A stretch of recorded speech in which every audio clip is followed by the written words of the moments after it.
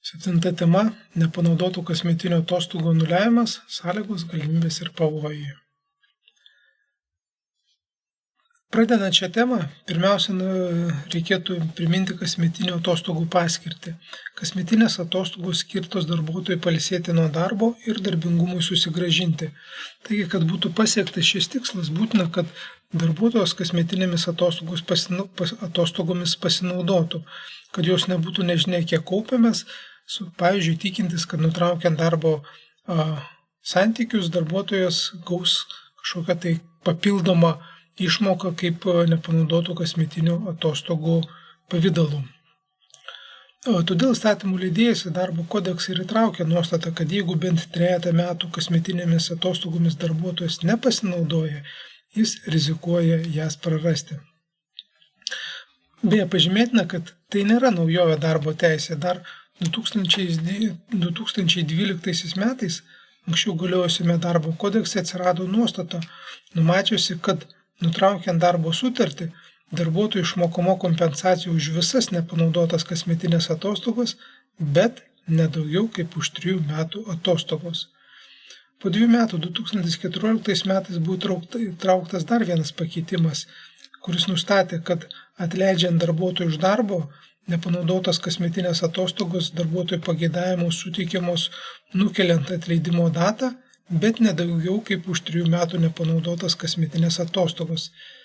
Kitaip tariant, ankstesnysis darbo kodeksas taip pat taikė panašų ribojimą siejamą su 3 metų terminu, per kuriam pasibaigus darbuotojas dalinai prarasdavo kasmetinės atostogas.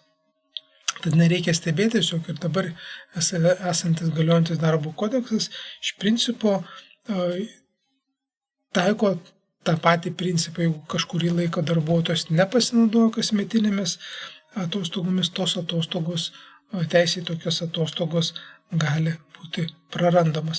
Tiesa, šiuo atveju naujasis darbo kodeksas, šiuo metu galiojantis darbo kodeksas taiko šiek tiek keblesnį termino, kuris anuliuoja darbuotojo teisę, kuriam pasibaigus darbuotojas praranda teisę anksčiau uždirbtas kasmetinės atostogos. Tai dabar tas terminas yra skaičiuojamas ganėtinai sudėtingiau, kebliau negu buvo anksčiau. Tai apie tai bandysime ir aptarti. Taigi, pradžiai pradėkime nuo kelių esminių nuostatų,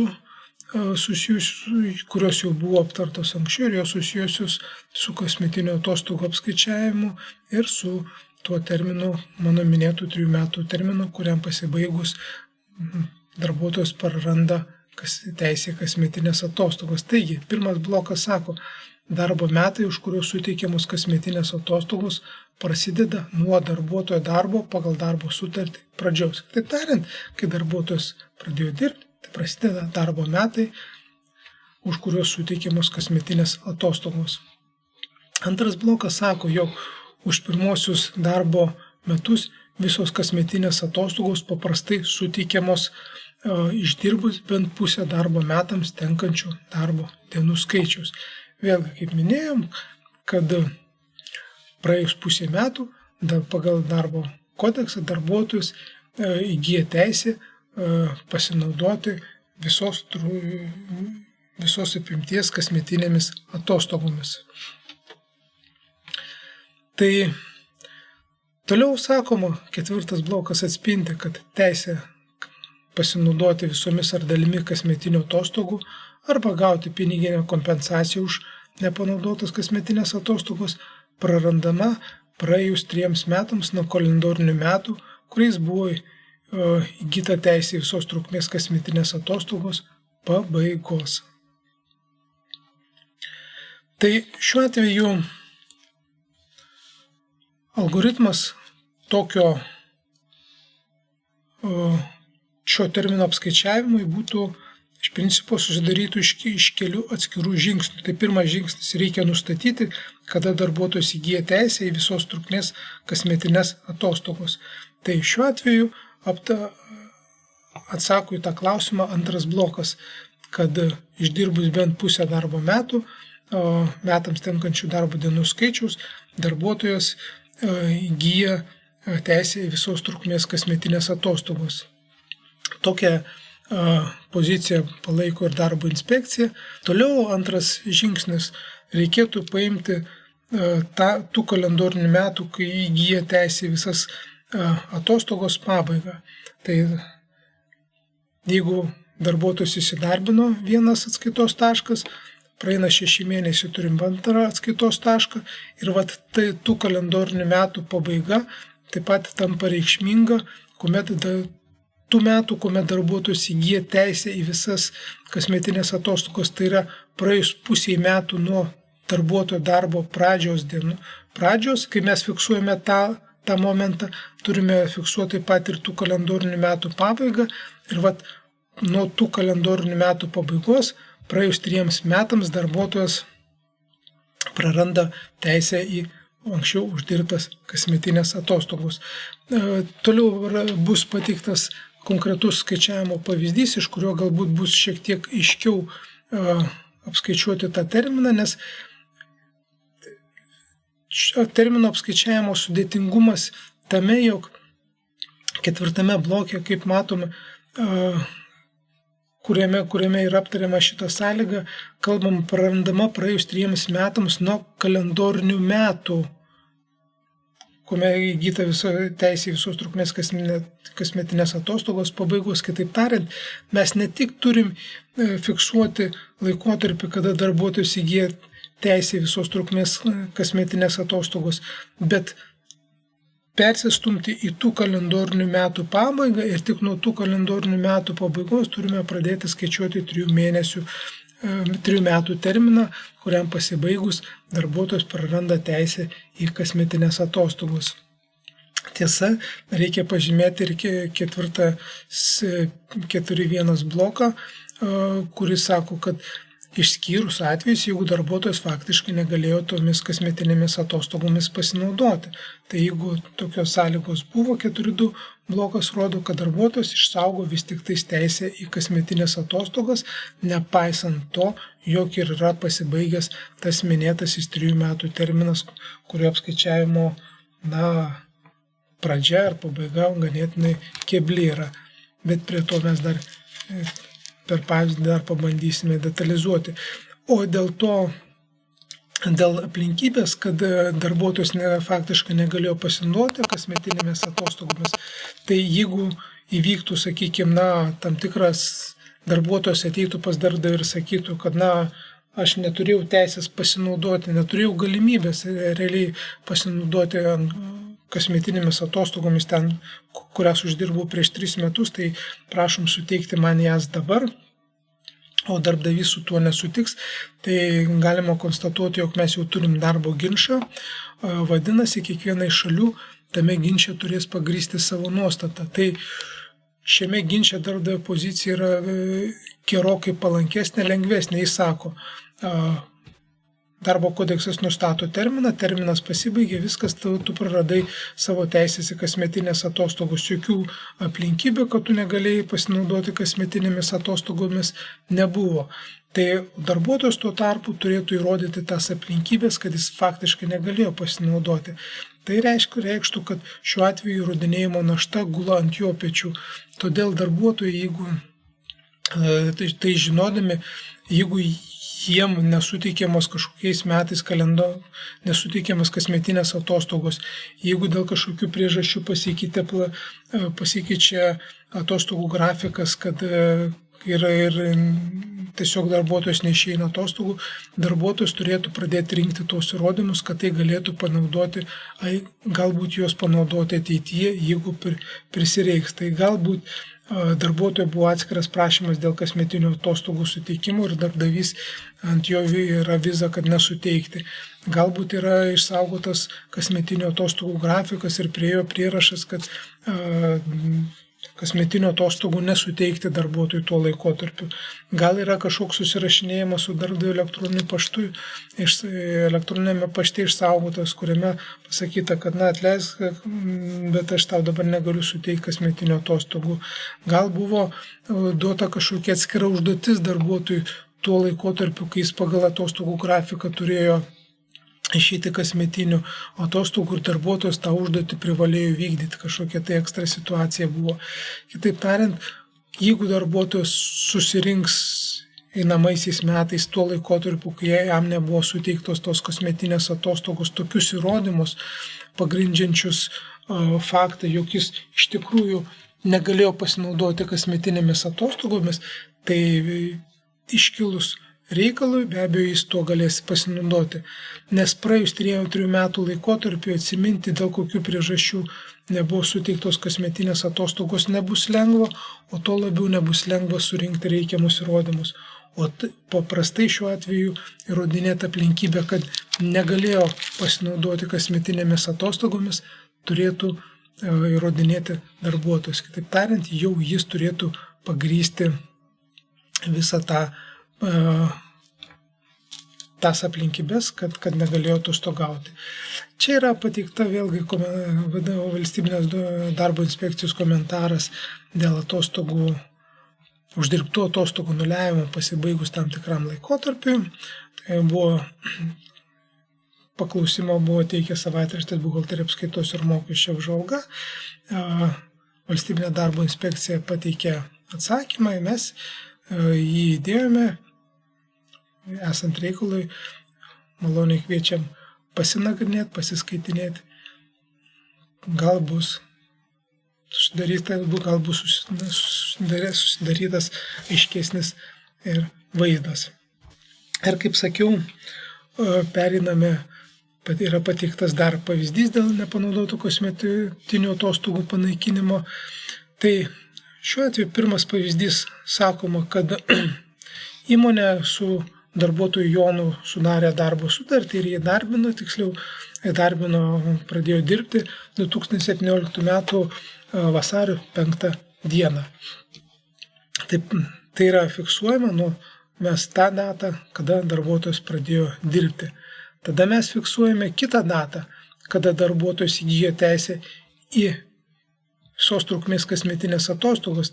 Tai kaip minėta, ką tvirtina ir darbo inspekcija, ką atspindi šį principą ir darbo kodeksas, sako, kad po pusės metų darbuotojas įgyja teisę į visos trukmės kasmetinės atostogos. Kitaip tariant, rugpjūčio 4 dieną darbuotojas įgyja teisę į visos trukmės kasmetinės atostogos.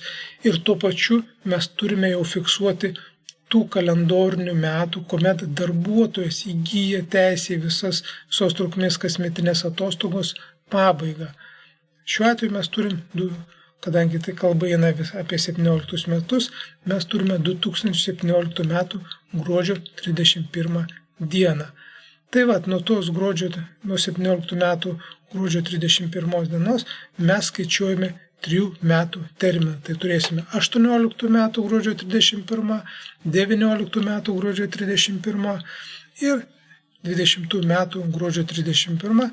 Tai yra tas laikotarpis, kuomet darbuotojas Jonas turi teisę panaudoti per pirmosius darbo metus uždirbtas kasmetinės atostogos.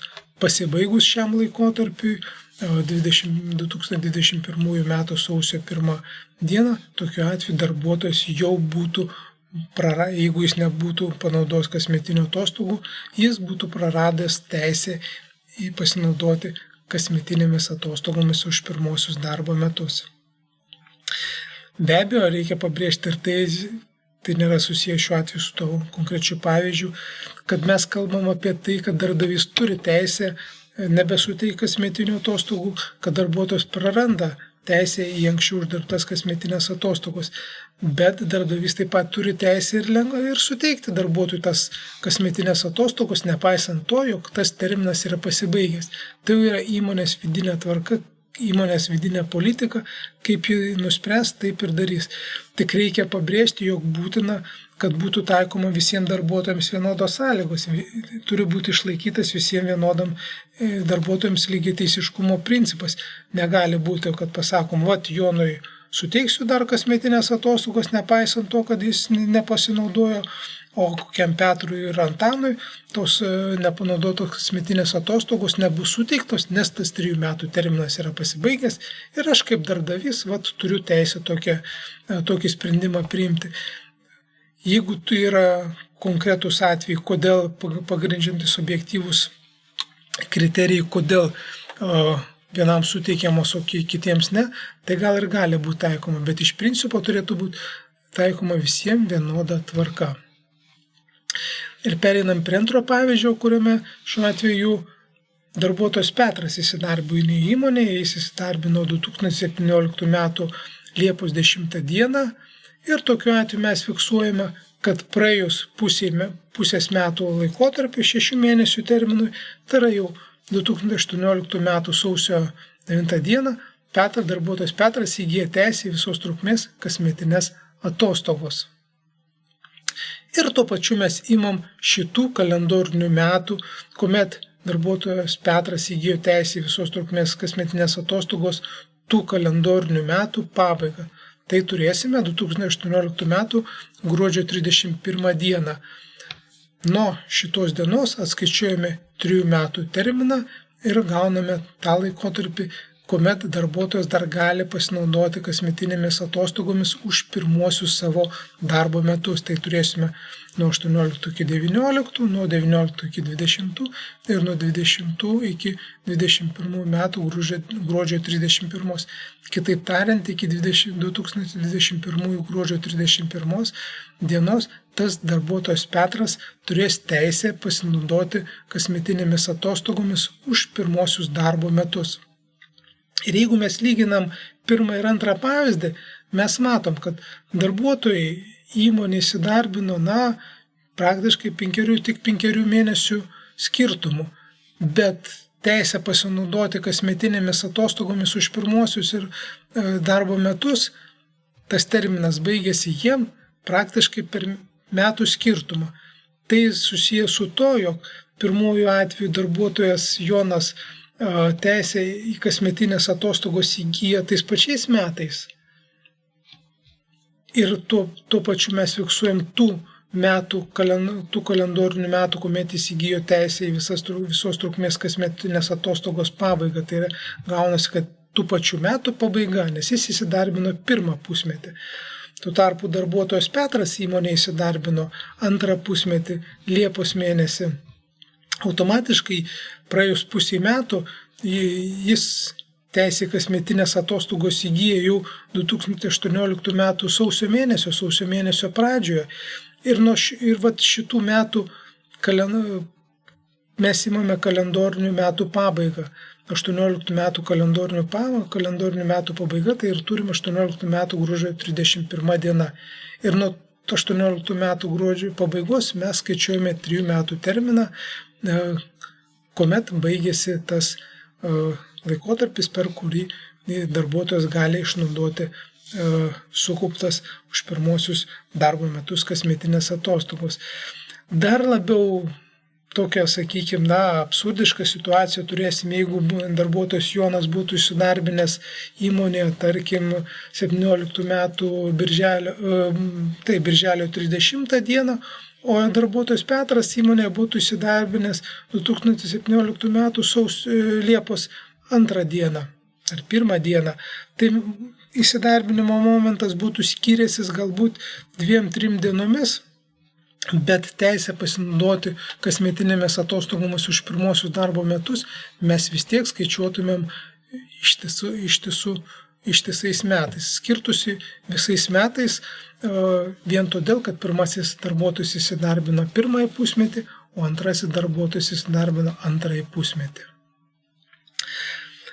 Ir dar pabaigai galima pasakyti ir dar vieną algoritmą, kuris, sakykime, galbūt buhalteriam paprastesnis. Tai tuo atveju, jeigu mes imtumėm darbuotojo darbo pradžią, reikėtų atskaičiuoti 42 mėnesių terminą, tai tas terminas susidarytų iš 36 mėnesių, tai yra 3 metų, ir 6 mėnesių, kuomet jis įgyja, per kurias įgyjama teisė visos trukmės kasmetinės atostogos. Tai nuo darbo pradžios pridėjus 42 mėnesių terminą, gavus tam tikrą datą, tos datos kalendorinių metų pabaigoje būtų išnaudota terminas, per kurį turėtų pasibaigti terminas, per kurį darbuotojas turėjo teisę išnaudoti kasmetinės atostogos už tam tikrą laiką. Kaip bebūtų, gal ir keblu, bet įstatymas pateikia tokias sąlygos, tokią skaičiavimo mechanizmą konstruoja, o kaip jau tas skaičiavimas konkretus bus įgyvendinamas, iš tikrųjų turi teisę pasirinkti kiekvienas darbuotojas, skaičiuodamas darbuotojo kitiems kasmetinės atostogas.